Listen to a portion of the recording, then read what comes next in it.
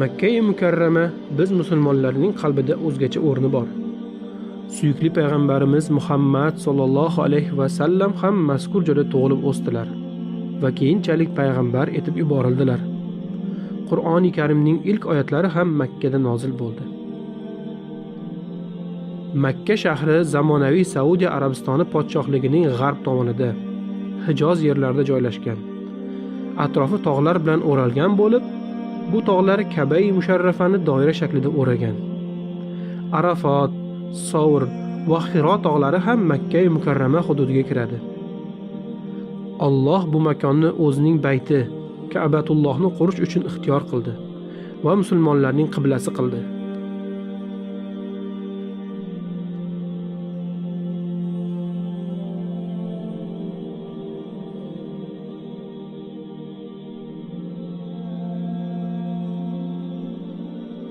Arafot tog'i Makkaning sharqiy qismida joylashgan. Arafotdan g'arb tomonga yursak, Savr g'orini ko'rishingiz mumkin. Makka-i Mukarramaning shimoliy tarafida Hiro tog'i, shahardan shimoliy g'arbiy tarafda esa Mino joylashgan.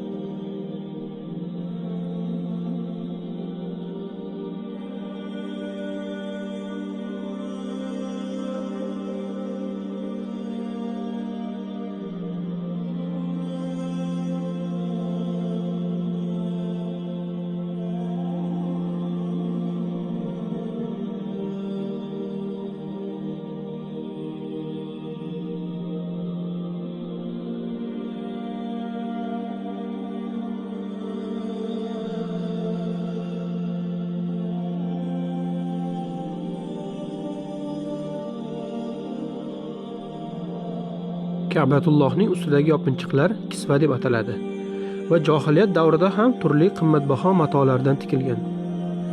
Zamzam qudug'i Ka'badan taxminan 20 metr masofada joylashgan.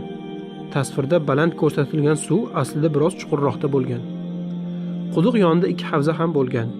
Ka'baga yaqinroq joylashgan hovuz ichimlik uchun, beriroqdagi hovuz esa yuvinish uchun ishlatilgan.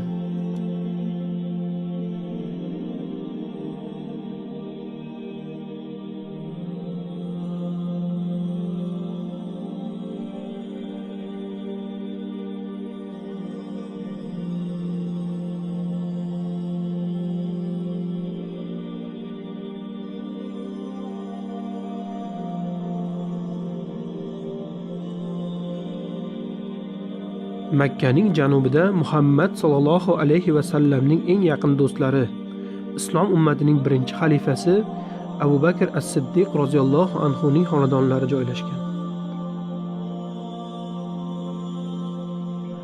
Abu Bakr xonadonidan g'arbda, Umar tog'ining etagida esa ikkinchi xalifa Umar ibn al-Hattob roziyallohu anhu katta bo'lgan xonadonni ko'rishingiz mumkin.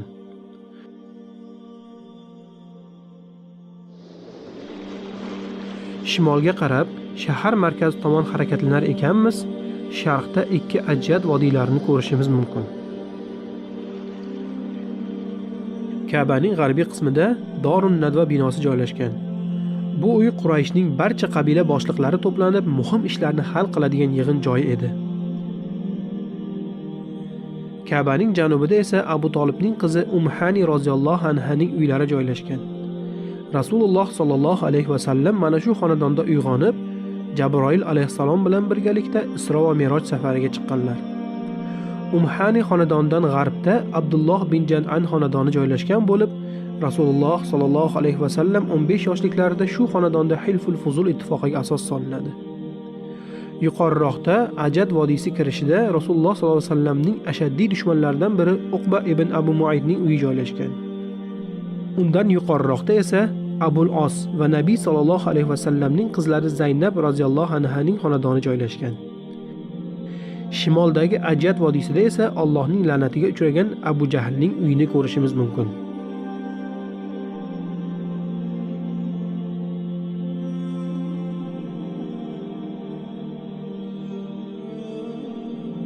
Ka'baning shimolida, Safo tepaligi etagida Arqam ibn Abul Arqomning xonadonlari joylashgan.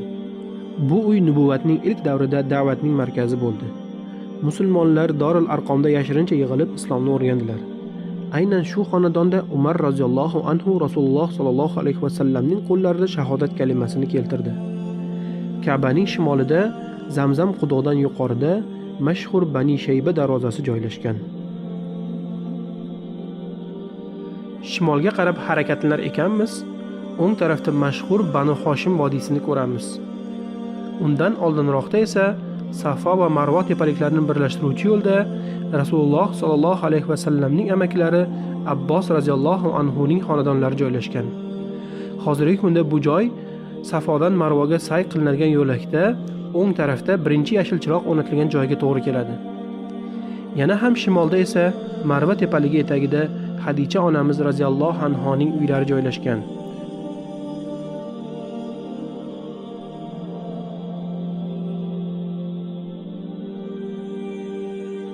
Shu mahallada yo'lning yuzidagi uy Abu Sufyon radhiyallohu anhuga tegishli.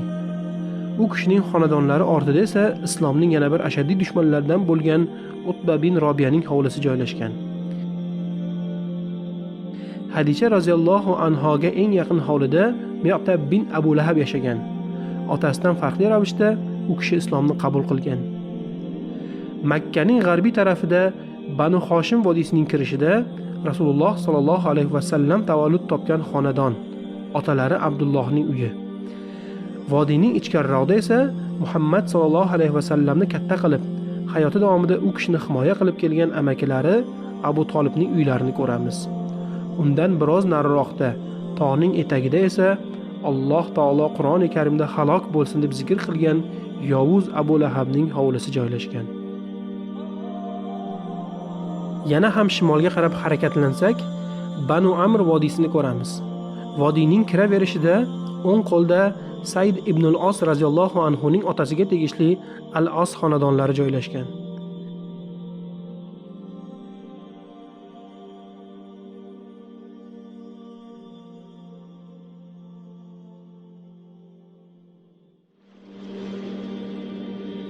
Makkaning shimolida Banu Amr vodiysi qarshisida fahsh va zinoga botgan qizil chiroqlar mahallasi. Uning sharqiy tarafida esa Banu Amr vodiysi tashqarisida qo'ylar bozori joylashgan.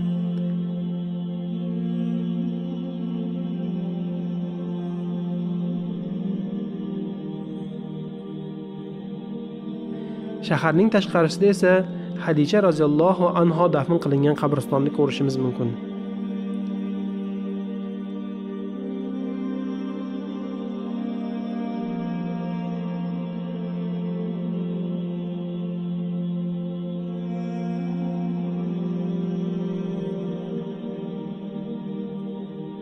Keling endi Makka Mukarrama atrofidagi tog'larni ko'raylik. Bu yerda e'tibor qilishimiz kerak bo'lgani janub xaritaning chap tarafida, shimol esa o'ng tarafida ko'rsatilgan. Xaritaning tepasida g'arbiy tog'larni ko'rishimiz mumkin.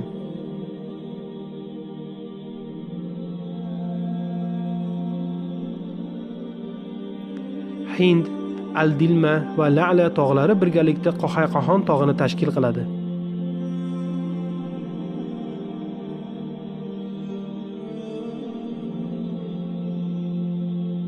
Uning ro'parasidagi Safo tepaligi esa Abu Qubays tog'ining etagida ekan. Muhammad sallallohu alayhi vasallam aynan mana shu Abu Qubays tog'ining ustida turib, Ka'baga yuzlangan holda Makka ahlini birinchi marta islomga da'vat qildilar.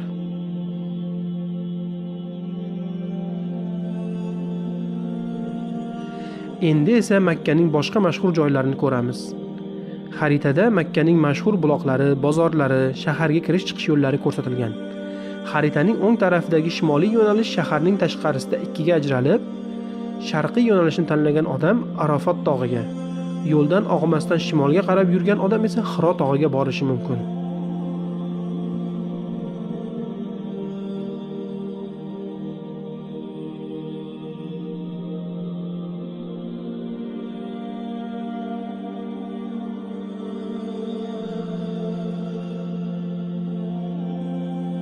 Ushbu tasvirda Qurayshning asosiy qabilalari joylashgan hududlar ko'rsatilgan.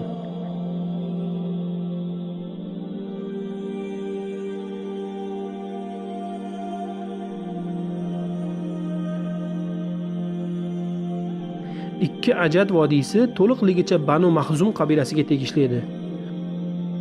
Uning shimolida esa Banu Hoshim vodiysi joylashgan bo'lib, Banu Hoshim qabilasi Muhammad sallallohu alayhi vasallamni mushriklarga topshirishdan bosh tortganlaridan so'ng mana shu vodiyda 3 yil davomida qamal qilindilar.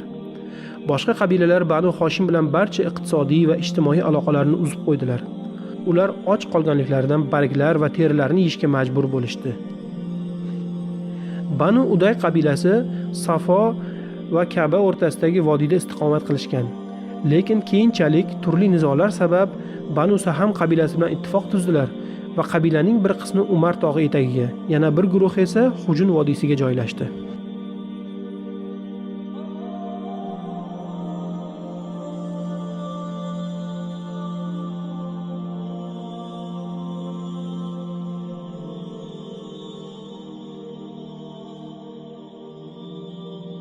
Vahiy kelishdan avval Muhammad sallallohu alayhi vasallam Hadija roziyallohu anha onamizning uylaridan chiqib, shimoliy yo'nalish orqali Hiro g'origa borardilar va kunlarni Allohning zikrida o'tkazar edilar. Aynan mana shu g'orda Ramazon oyida Qur'oni Karimning birinchi oyatlari nozil bo'ldi.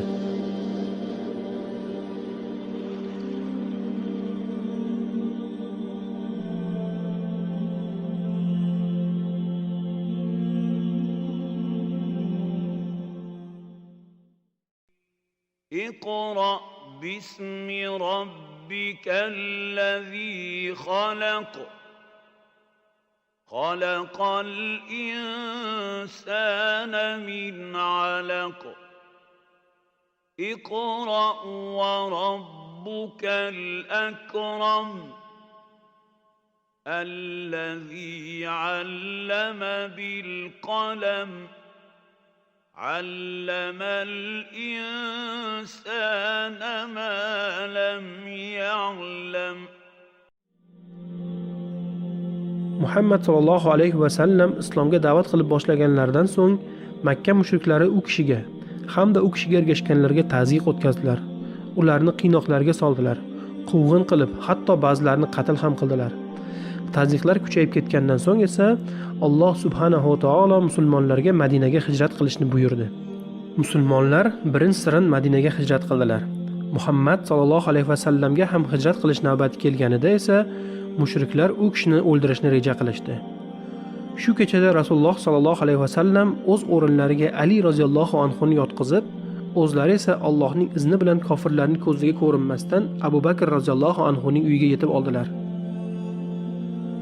Abu Bakrning xonadonlaridan esa ikki do'st birgalikda janubga, Savr g'origa qarab yo'l oldilar.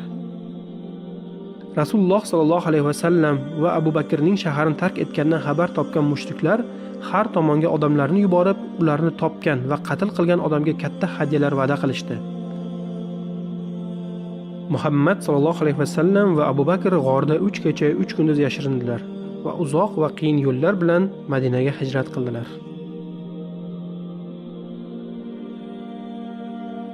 Shunday qilib Rasululloh sallallohu alayhi va sallam 13 yillik da'vatdan so'ng o'zlarining sevimli yurtlarini tark etadilar va Madinada birinchi islom davlatiga asos soladilar. Makka mukarrama musulmonlar tomonidan fath etilib Ka'batulloh uzra azon ovozlari yangrashiga esa hali 8 yil bor edi.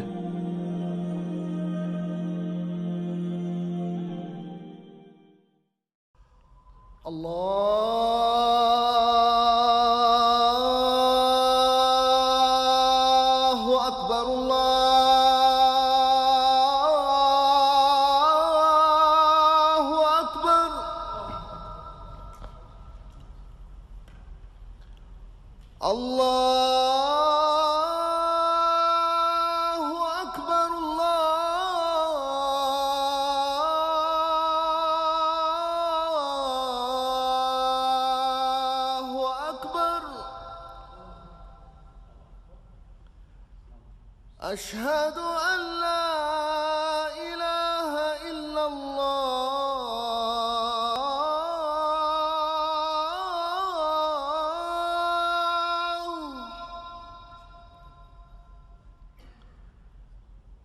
أشهد أن لا إله إلا الله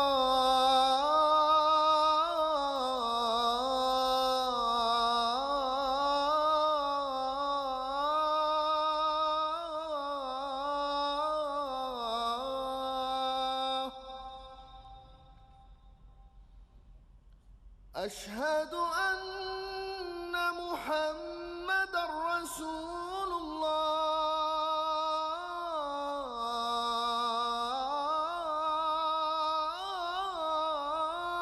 الله